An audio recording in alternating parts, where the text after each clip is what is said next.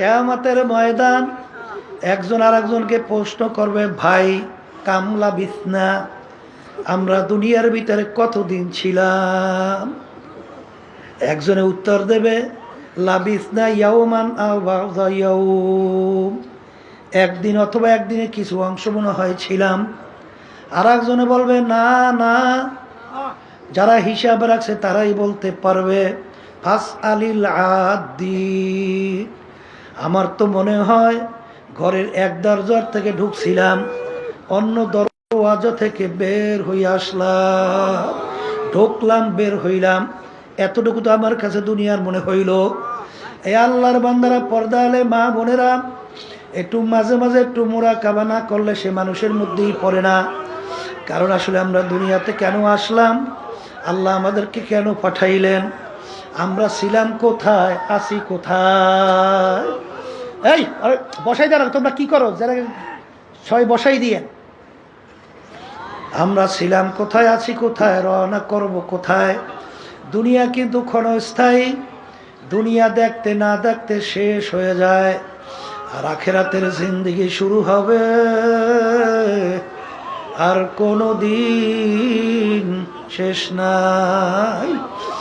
বাজান সবসময় মনকে বুঝাইয়েন যে আল্লাহ রাসূল সাল্লাল্লাহু আলাইহি ওয়াসাল্লাম দুনিয়া সম্পর্কে বলছেন, আলী তুমি দুনিয়ার তোমার হায়াতকে কি কেমন তুমি মনে করো, কত দূরে কেমন নিকট তুমি মনে করো?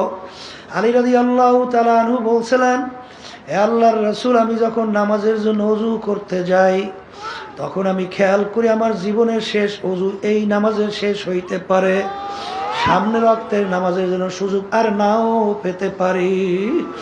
আল্লাহ রাসূল সাল্লাল্লাহু আলাইহি ওয়াসাল্লাম বলেন, আলী তুমি তো ভুল করছো এক নামাজ থেকে অন্য নামাজ আসতে, মাঝখানে অনেক সময়ের ব্যবধান। আলী মৃত্যু তো এত দূরে না। বাজার লঞ্চের থেকে আল্লাহর বান্দা নামতেছিল, আমি মাঠের ভিতরে যাব, মাঠের ভিতরে আসতে না আসতে এরপরে আসতে ঢইলা পড়লো, চিন্তাও করতে পারে না, আর বাড়ি জ্যান্ত অবস্থায় যাইতে পারবে না। আখরে আলী,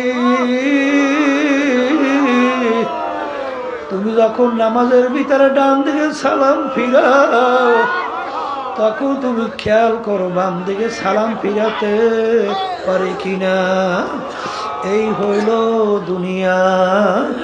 আর আখিরাতের জিন্দেগি সম্পর্কে আল্লাহ রাসূল সাল্লাল্লাহু আলাইহি ওয়াসাল্লাম বলেন, তামাম দুনিয়া যদি একটা গোডাউন বানাও, জমিন থেকে আসমান, পশ্চিম থেকে পূর্ব, উত্তর থেকে দক্ষিণ, এই পুরা জমি এই গোডাউন যদি সরিষা দিয়ে ভইরা দাও, একটা পাখিকে যদি বলা হয় কবুতর পাখি একটা সরিষার দানা খাওয়াবার 500